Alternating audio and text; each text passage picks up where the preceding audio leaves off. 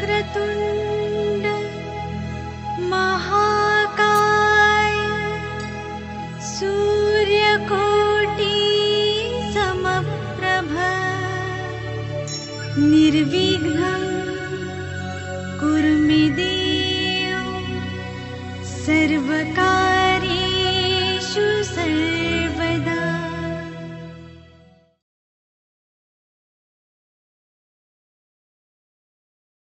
নমস্কার, আপনারা সকলেই ভালো আছেন।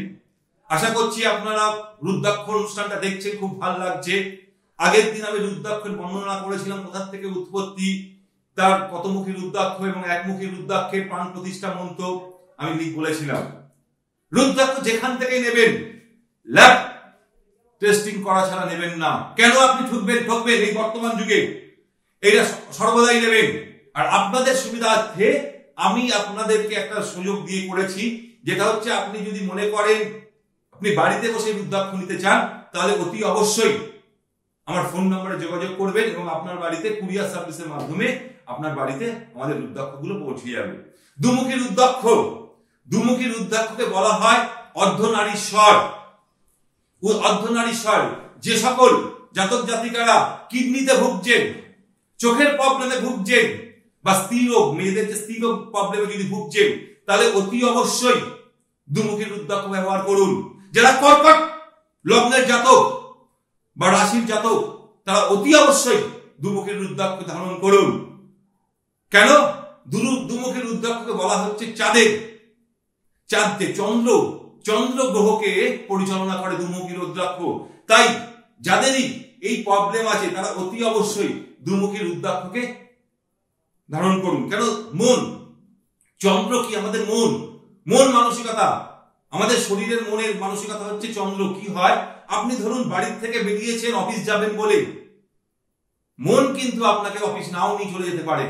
আপনি বাড়িতে নাম করে বেড়াচ্ছেন, আপনি বন্ধুদের সাথে আড্ডা মারতে চলে যাচ্ছেন। কেন? এটা চন্দ্র করাচ্ছে। চন্দ্রের 16 কলা, কোন কলায় আপনাকে কি করে দেবে কেউ কিচ্ছু বলতে পারে না। তাই তার জন্য অতি অবশ্যই দুমুখী রুদ্রাক্ষ ধারণ করুন। যাদের জন্ম ছকে বা যদি কর্কট লগ্ন বা কর্কট রাশির কর্কট লগ্নের জাতক জাতিকারা হন, তাহলে অতি অবশ্যই, যদি আপনাদের জন্ম ছকে দেখেন যদি বৃশ্চিক রাশিতে চন্দ্র বসে গেছে, নিচস্থ হয়ে গেছে, সেই চন্দ্র ড্যামেজ হয়ে গেছে, কোনো কাজ করতে দেবে না, আপনার মন মানসিকতা কোনো একদম ধিদিয়ে পড়বেন, একটা যে জোশ, সেই জোশটা আপনার মধ্যে কখনোই আসবে না। তার জন্য অতি অবশ্যই দুমুখী রুদ্রাক্ষ করতে হবে আপনাকে। এটা আমার নয়, এটা শিবের দেওয়া। শিবের, তার জন্য প্রাণ প্রতিষ্ঠা করতে হয় এবং প্রাণ প্রতিষ্ঠার মন্ত্রটা হচ্ছে লিখে নিন ঐং নমঃ। এবং কিভাবে প্রাণ প্রতিষ্ঠা করতে হয়, কিভাবে তাকে জাগৃতি করতে হয়, এটা কিন্তু আমি একটা আলাদা প্রোগ্রাম করব। এরপরে আমি চলে আসছি তিনমুখী রুদ্রাক্ষ নিয়ে। তিনমুখী রুদ্রাক্ষ ধারণে আত্মবিশ্বাস এবং বাস্তুদোষ খণ্ডন হয়। যাদের লগ্নের প্রথমে, চতুর্থে, সপ্তম, অষ্টম এবং দ্বাদশে যদি আপনার মঙ্গল থাকে, তাকে আমরা বলি মাঙ্গলিক। তারা চোখ বন্ধ করে পড়ে নিন, সে যে জাতির রাশির জাতক জাতিকা, যে লগ্নের জাতক জাতিকারাই হোক না কেন, যাদের মাঙ্গলিক জন্ম থাকে আছে, প্রচুর রত্ন ধারণ করেছে, কিছুতেই হচ্ছে না, যদি একবার এই তিনমুখী রুদ্রাক্ষ আপনি ধারণ করেন, দেখবেন জীবনের প্রচুর উন্নতি পেয়ে যাবেন, আপনার বাধা বিপত্তি সব দূর হয়ে যাবে। তাই মেষ লগ্ন এবং বৃশ্চিক লগ্নের জাতক জাতিকারা অতি অবশ্যই এই তিনমুখী রুদ্রাক্ষ ধারণ করবেন। মেষ এবং বৃশ্চিক লগ্নের জাতক জাতিকারা অতি অবশ্যই এই ধারণ করুন। এবং এর মন্ত্র কি? এর মন্ত্র হচ্ছে ঐং ক্লিং নমঃ। এর প্রাণ প্রতিষ্ঠা মন্ত্র হচ্ছে ঐং ক্লিং নমঃ। এরপরে চলে আসছে চারমুখী রুদ্রাক্ষ। চারমুখী রুদ্রাক্ষকে ব্রহ্মার সমান আমরা মনে করি। ব্রহ্মার স্বরূপ আমরা তাকে ধারণ করার জন্য আমরা বলে থাকি ব্রহ্মার স্বরূপ। এই রুদ্রাক্ষ ধারণের ফলে ধন সম্পত্তি মান প্রতিপত্তি আমরা পেয়ে থাকি, মিথুন রাশি পেয়ে থাকি। এবং এটা কি চারমুখী রুদ্রাক্ষ কে করছে? বুধে। এটা কারা গ্রহণ করবেন? মিথুন রাশি এবং কন্যা রাশি বা মিথুন লগ্ন বা কন্যা লগ্নের জাতক জাতিকারা অতি অবশ্যই এই চারমুখী রুদ্রাক্ষ ধারণ করতে পারেন। দেখবেন যাদের মন্দ বুদ্ধি, যাদের সিলি মিস্টেক, যেসব বাচ্চাদের সিলি মিস্টেক হয়ে যাচ্ছে, বলছে 2-2-4 লিখতে গিয়ে লিখছে 2 বা 3 বা 5, সেই সব জাতক জাতিকাদের স্টুডেন্টদের ক্ষেত্রে অতি অবশ্যই, যারা হায়ার স্টাডি করছে, যাদের বুদ্ধির জন্য দরকার, তাদের অতি অবশ্যই এই 4মুখী রুদ্রাক্ষ পড়া দরকার। এবং 4মুখী রুদ্রাক্ষ অতি অবশ্যই পড়া দরকার। এবং ঐং হ্রিং নমঃ, ঐং হ্রিং নমঃ, এই 4মুখী রুদ্রাক্ষের প্রাণ প্রতিষ্ঠা মন্ত্র। এরপরে আমি চলে আসবো 5মুখী রুদ্রাক্ষ। 5মুখী রুদ্রাক্ষকে শিবের স্বরূপ এবং বৃহস্পতির প্রতিরূপ বলা হয়। কেন এই 5মুখী রুদ্রাক্ষ পরিচালনা করে বৃহস্পতি গ্রহকে? 5মুখী রুদ্রাক্ষ বৃহস্পতিকে মানে পরিচালনা করে। বৃহস্পতিকে গুরু, আমাদের দেবগুরু, গুরু যদি সহায় না থাকে কোনোদিন কোনো কিচ্ছু হবে না। সে আপনি মানে সোনা ধরলেও সেগুলো সব কয়লায় পরিণত হবে বা মাটিতে পরিণত হবে। আর গুরু যদি সহায় থাকে সেটা আপনি ছাই ধরলেও সোনায় পরিণত হবে, এটা শাস্ত্র বলছে। তাই সেই গুরুকে, বৃহস্পতিকে জাগৃত করার জন্য অতি অবশ্যই 5মুখী রুদ্রাক্ষ ধারণ করুন। যারা মনে করছেন আমার কাছ থেকে রুদ্রাক্ষ নেবেন, আপনারা বাড়ি বসে রুদ্রাক্ষ নিয়ে নিতে পারেন, হোম ডেলিভারিতে, খুব কম পয়সা, অল্প সময়।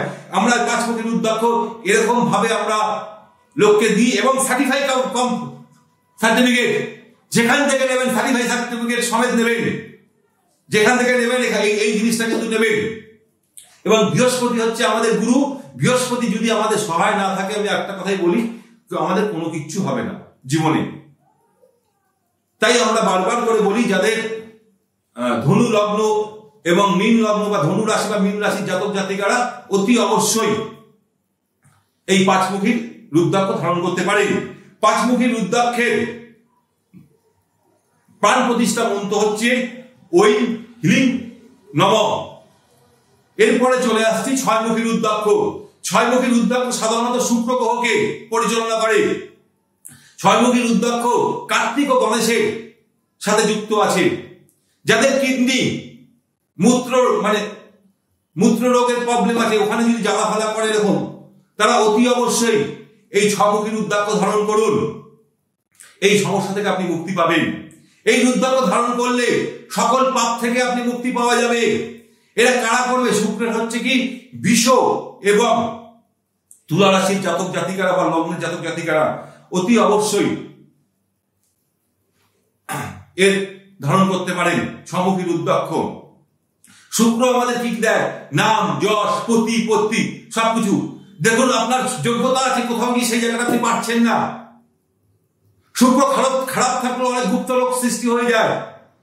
যাদের জন্ম লগ্নে, যাদের ধরুন বিষ লগ্ন বা তুলা লগ্ন, তাদের ক্ষেত্রে আমি বলবো, যদি শুক্র কন্যা রাশিতে গিয়ে বসে যায় তারা নিচস্ত হয়ে যাবে। সেই সব জাতক জাতিকাদের অতি অবশ্যই 7মুখী রুদ্রাক্ষ, 6মুখী রুদ্রাক্ষ ধারণ করা উচিত। এবং এই 6মুখী রুদ্রাক্ষের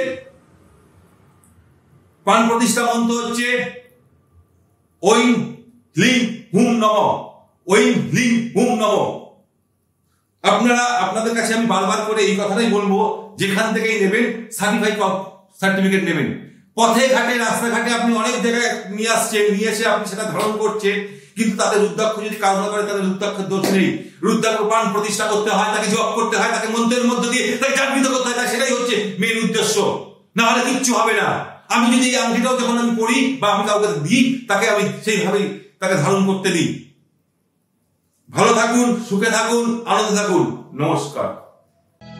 वक्रतुण्ड महाकाय सूर्यकोटि समप्रभ